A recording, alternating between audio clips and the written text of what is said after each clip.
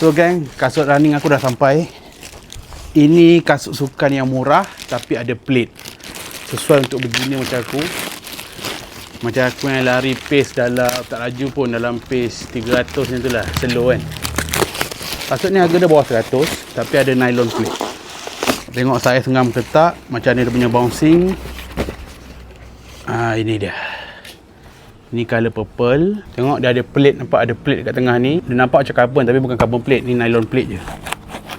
Saja aku pilih color yang striking ni supaya nampak berjauh. Kasut murah je, harga bawah 100. So kita try dia punya bouncing dia.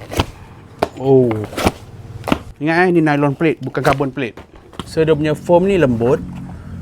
Sesuai dengan harga dia, memang sesuai gila lah, harga bawah 100. Korang boleh check harga korang dapat berapa. Lembut foam dia, sesuai untuk beginner. Kita try sarung sekejap. Oh, dia ada angle untuk running, lembut. Foam rasa foam biasa je. Yelah sebab harga pun harga biasa kan.